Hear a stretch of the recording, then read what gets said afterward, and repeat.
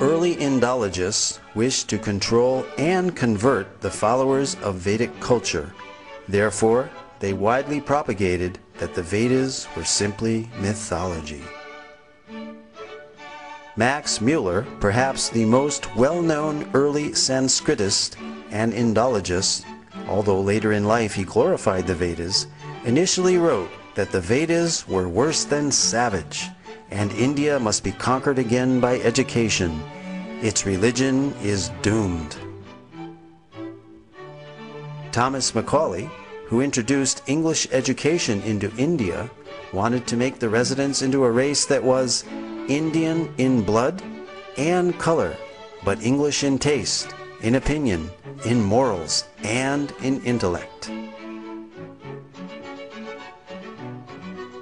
However, the German philosopher Arthur Schopenhauer stated that the Sanskrit understanding of these Indologists was like that of young schoolboys.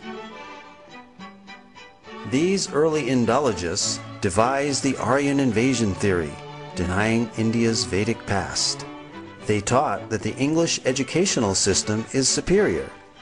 They intentionally misinterpreted Sanskrit texts to make the Vedas look primitive, and they systematically tried to make Indians ashamed of their own culture. Thus, the actions of these Indologists seems to indicate that they were motivated by a racial bias. Innumerable archaeological findings and their analysis have recently brought the Aryan Invasion theory into serious question. This theory is still taught as fact in many educational systems despite much contrary evidence.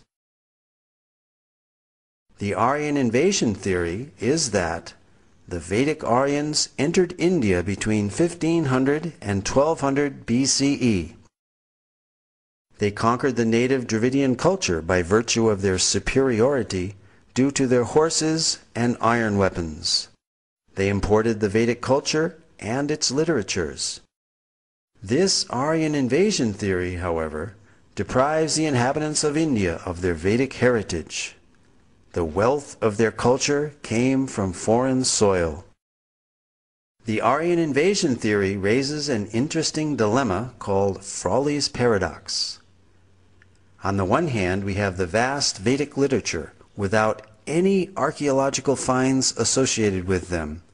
And on the other hand, we have 2,500 archaeological sites from the Indus-Sarasvata civilization without any literature associated with them.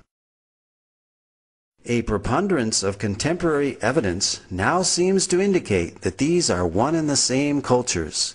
This certainly eliminates this paradox and makes perfect sense to an unbiased researcher. Facts which cast serious doubt on the Aryan Invasion theory are: there is no evidence of an Aryan homeland outside of India mentioned anywhere in the Vedas.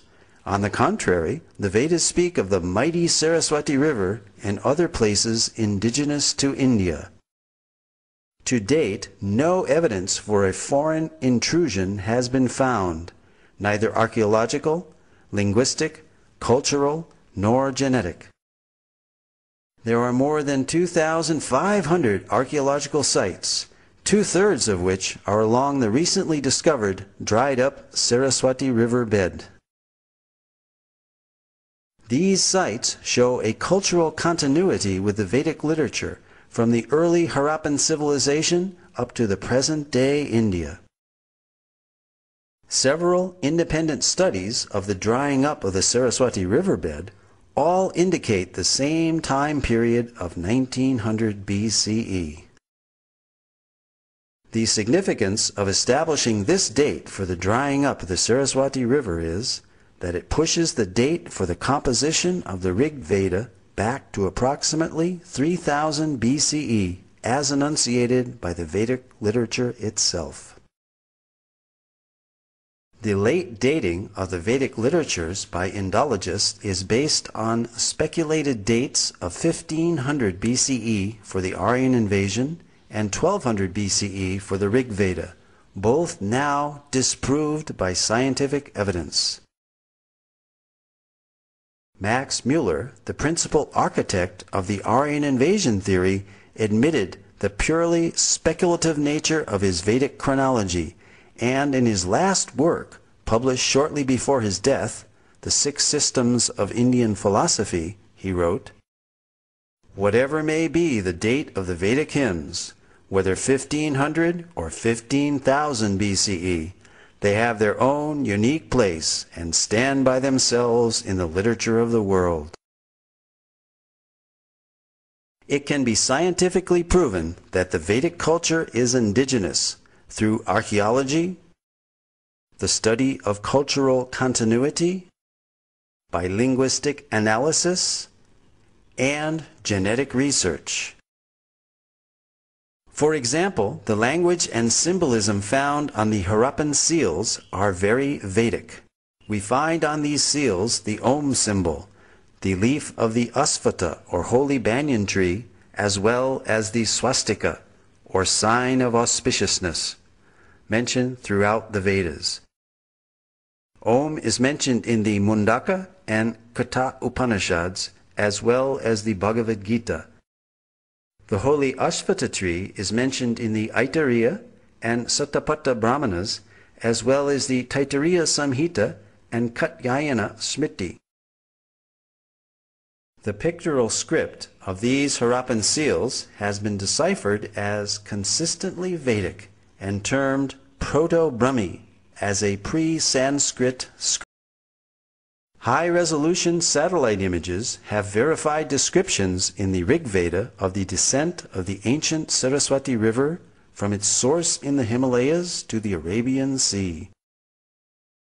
Pure in her course from the mountains to the ocean, alone of streams, Sarasvati hath listened.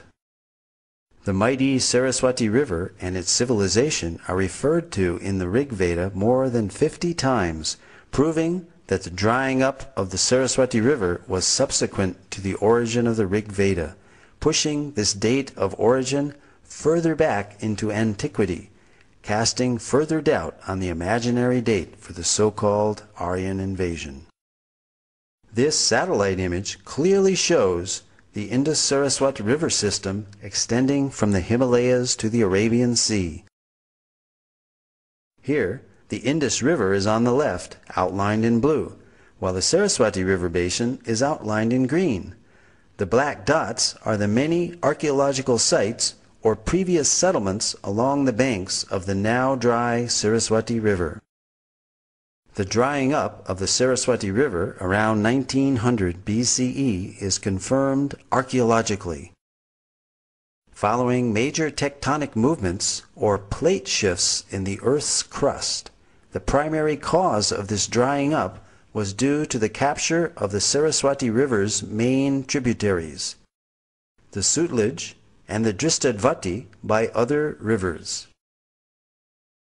Although early studies based on limited archaeological evidence produced contradictory conclusions, recent independent studies, such as that of archaeologist James Schaffer in 1993, showed no evidence of a foreign invasion in the Indus-Sarasvati civilization, and that a cultural continuity could be traced back for millennia. In other words, archaeology does not support the Aryan Invasion theory.